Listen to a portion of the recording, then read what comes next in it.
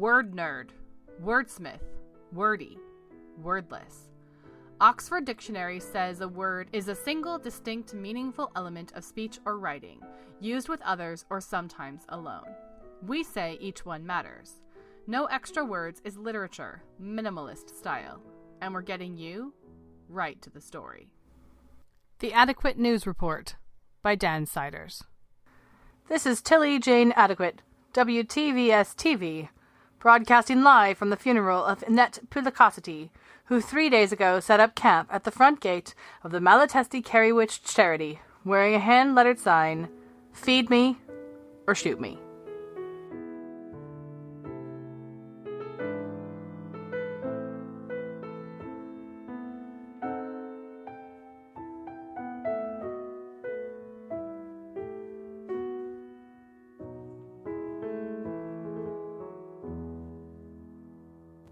A Death in the Family by Amanda Staples.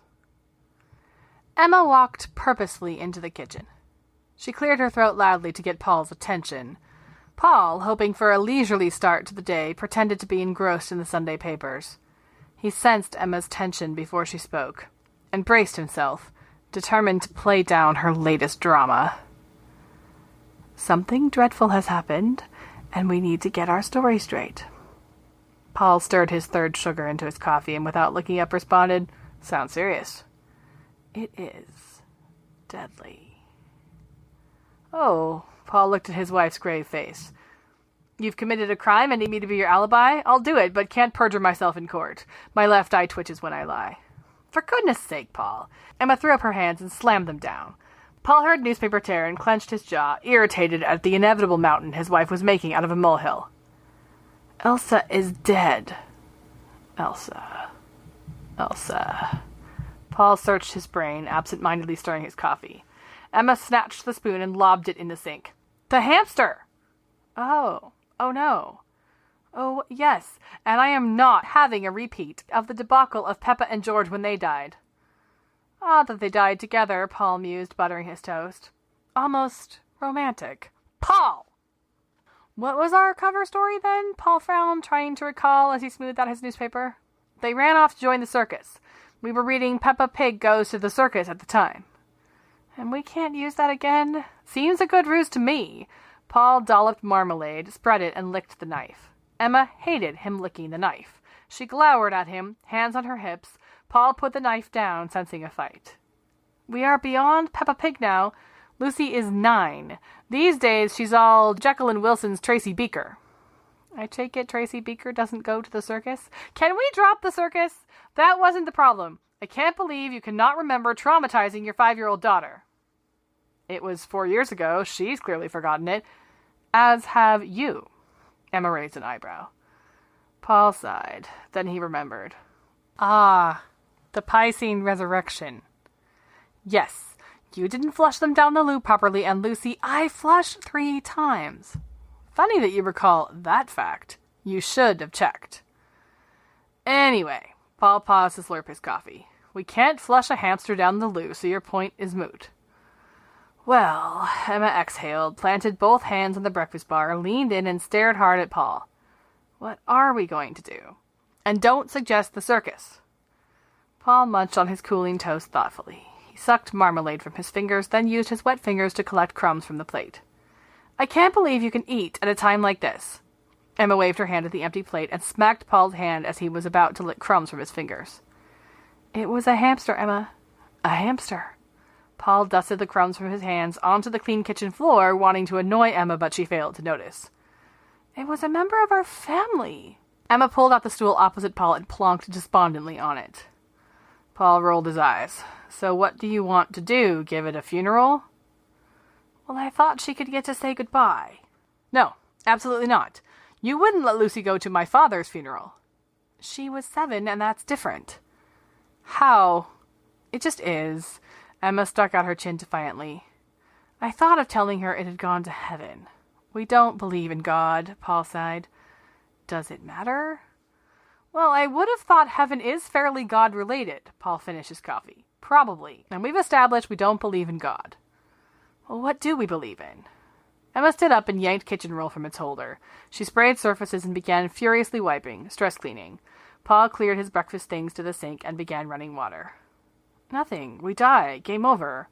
He stopped the water and leaned back against the sink, sensing there was something Emma wasn't saying. That's a bit final. Emma screwed her face up. I'd like to think there was something. An afterlife, or I don't know, just something else. What's Nirvana? A rock band. Are they still going? Emma stopped cleaning and sighed. Can you be serious, Paul? According to Belinda Carlisle, heaven is a place on earth. Did she die in a plane crash? Emma popped the bin lid and threw the soiled kitchen roll in. No idea. So why an afterlife? I don't know. It's comforting, I suppose. Emma shrugged. Heaven is a place of no pain or suffering. Heaven is a sanctuary. It's blissful. It's a better place. Heaven is an imaginary place, Paul retorted. Well, Lucy still believes in Santa Claus, Emma replied sulkily. It's subjective, open to interpretation. Okay, what is hell? We are not telling our child her hamster has gone to hell. Emma slammed the lid on the bin. It popped open and she slammed it again and again. Paul moved her aside and gently closed the bin. I am merely thinking laterally. Outside the box. Blue, if you say blue sky thinking, I will punch you. You're not at work now. Well, if I can't be logical, I'll be practical. I assume it's still in its cage and Mom's dropping Lucy off in... Paul checked his watch. 10 minutes. Get me an old tea towel or something. You are not wrapping Elsa in a rag. Here, take this cake tin. It's a funny shape and I never use it.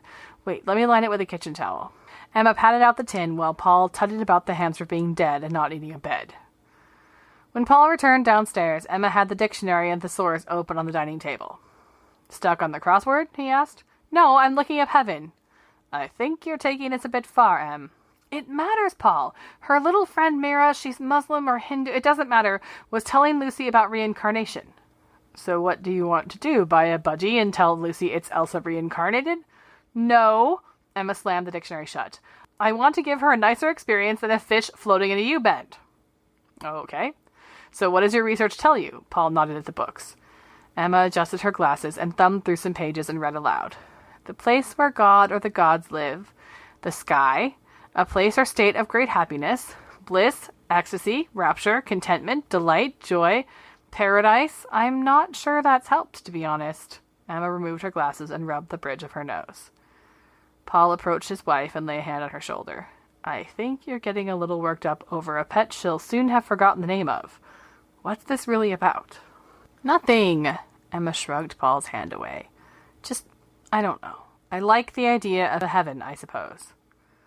But it's subjective, love. Even the dictionary and the thesaurus can't define it. Your idea will be different to hers. Lucy's would be all rainbows and unicorns and endless supplies of sweets, while mine would be peace and quiet to do the Sunday crossword over a leisurely breakfast, for example. Does it matter? Emma tilted her head, purposely missing the point. Okay, look. I vote we just chuck it in the bin and tell her it went to a better place. Emma bolted up, toppling her chair. Don't you dare! We are burying that poor creature and giving it a funeral and telling Lucy it is in heaven with or without God. She can decide. Your mother would approve. That would make a change. Emma tucked her hair angrily behind her ears and glared at Paul. Before Paul could respond, the sound of the front door banging into the hat stand alerted them of their daughter's arrival. Mummy! Daddy! Lucy bustled into the dining room, pulling her coat off and dragging it across the floor. She dumped her bag at her mother's feet and kicked off her shoes. Hello, Poppet. Emma smiled and hugged Lucy to her. She rested her chin on her daughter's head and breathed her in. Where's Granny? Paul asked, collecting his daughter's detritus. Gone to church. She tried to get me to go to boring Sunday school again. Lucy made a face and stuck out her tongue. Did they ever tell you about heaven when you went before? Emma asked, deliberately avoiding Paul's eye. Lucy pulled away and frowned at her mother. No, why? Emma, Paul warned. Anyway, Grandma only had boring muesli or boring porridge. Blech. So I'm starving. Can I have a snack? Without waiting for a reply, Lucy skipped off into the kitchen. She called back, Yummy! Did you make me a cake? No! Paul and Emma chimed.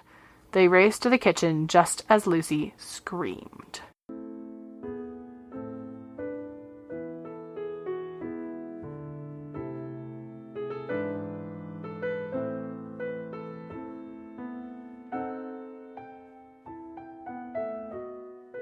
Hello there! Welcome to No Extra Words, the Flash Fiction Podcast. My name is Chris Baker-Dersch. I'm your producer and editor.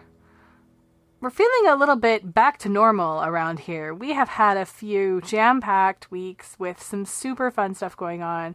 I've had an opportunity this spring and coming into the summer to participate in a sort of mastermind, if you will, of women who podcast, and they've been challenging me to expand on what we do and to take the show in new and exciting directions, and that has been really fun. And I hope you're keeping an eye on the website and all of our social media channels to find out all the cool stuff going on. That being said, I have no new announcements today.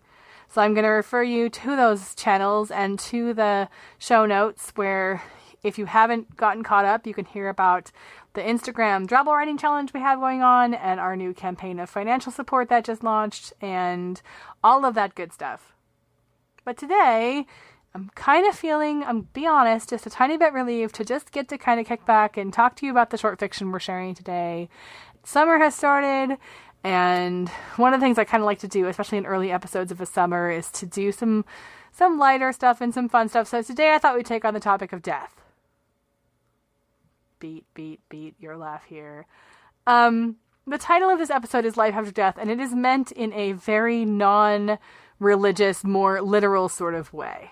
Because you can have every belief system and opinion that you like about the spiritual life after death. But really what today's stories focus on is the very literal, when there's a death of a person, or in the case of Amanda Staples' story, a hamster, there's a very real reality of some logistics that have to be taken care of and some conversations that have to be had. And it's one of those things that can put you into some super funny moments. And that is what we're dealing with today.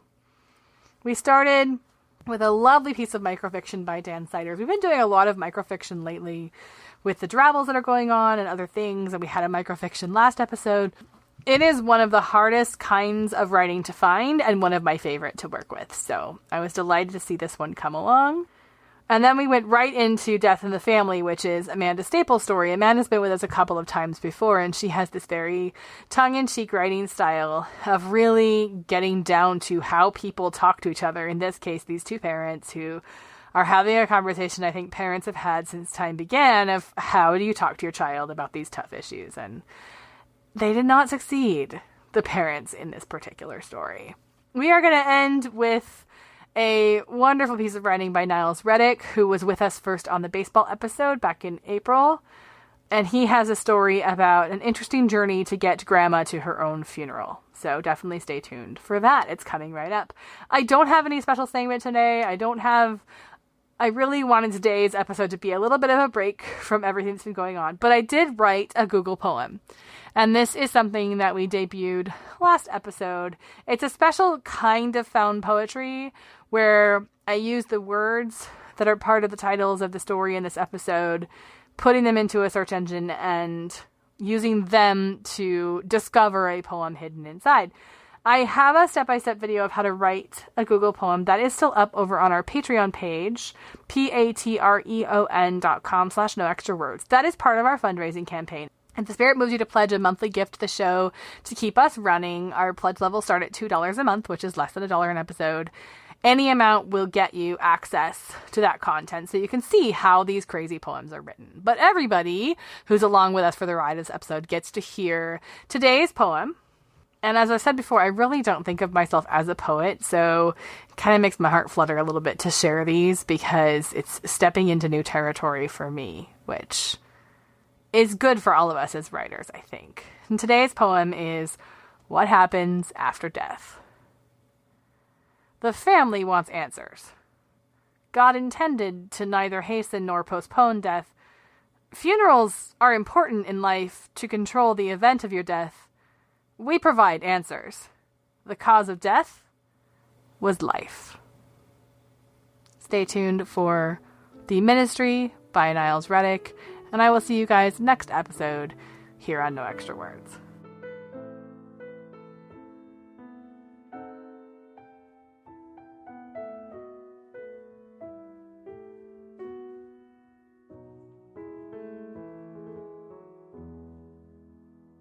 The Ministry, Niles Reddick.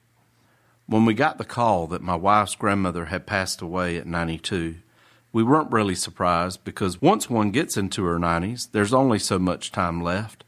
Of course, in our 20 years of marriage, We had been told each year by my wife's mother that we should come visit because this is probably her last year.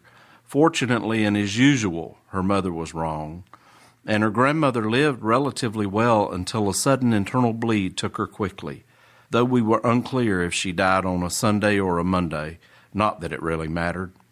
What we needed to know for planning purposes was when the visitation and funeral were to be held, so we could rearrange life, work schedules, church, piano lessons for our daughter, taekwondo for both children. Though we hadn't seen her often through the years, given that she lived several hours' distance from us, my wife loved her grandmother, and I always thought highly of her as well.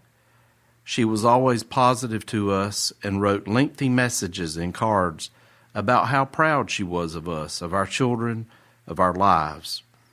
Her script was in cursive, a form of writing no longer taught in schools, and seemed to indicate serious tremors in her hand. I imagined it would take her hours to get a card out to one of her children, grandchildren, great-grandchildren, nearly 40 all combined.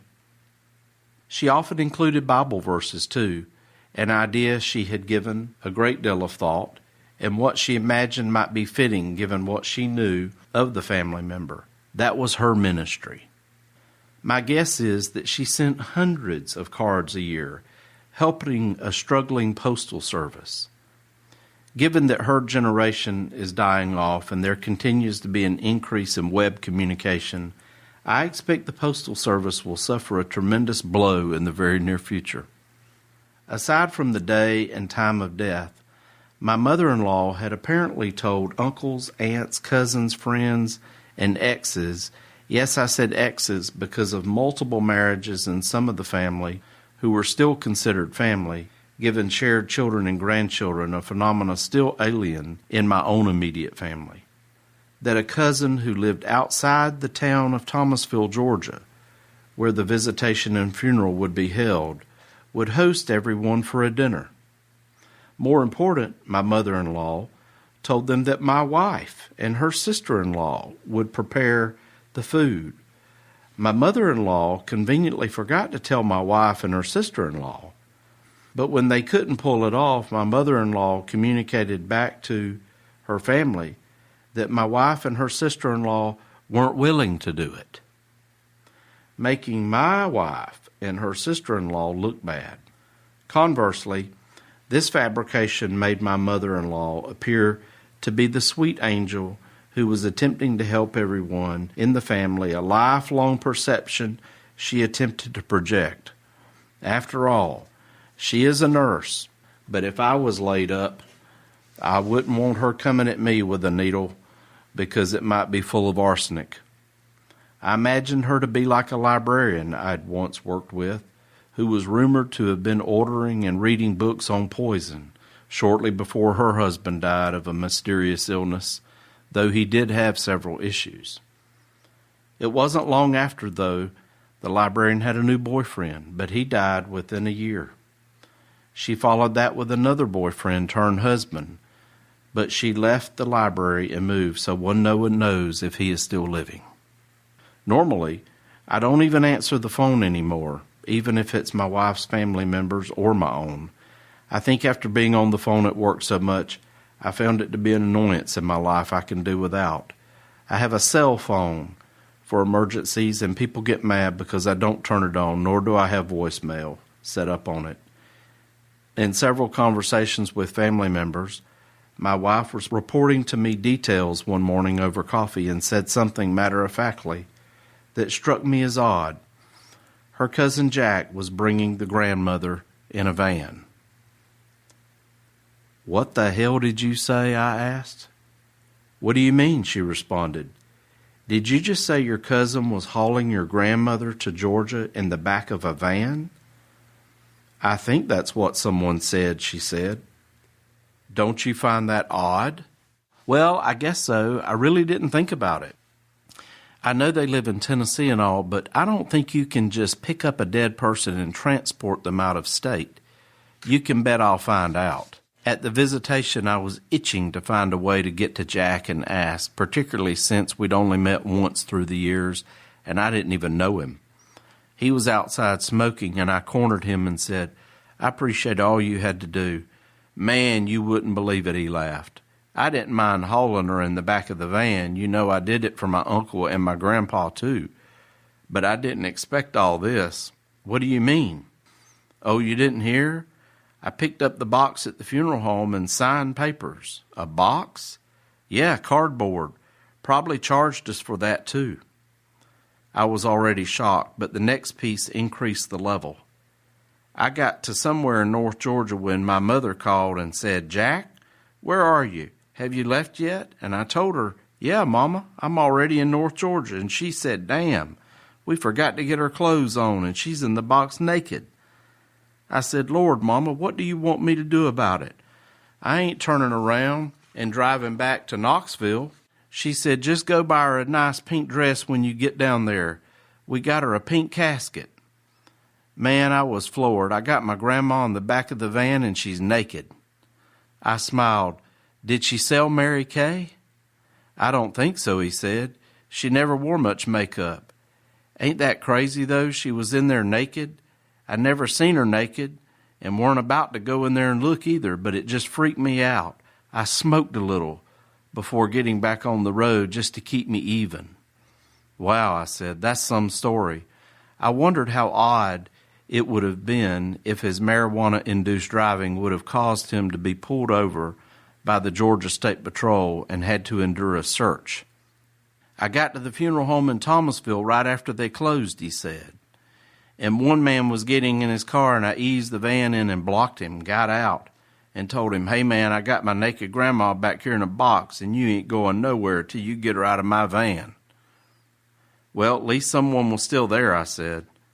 At that point, another relative came up and started talking to Jack, and I moved back inside to visit more. The rest of the visitation went well, people hugging and telling stories. One of my wife's aunts hit on me, and another aunt slapped her fifth husband at the funeral because he told her to calm down.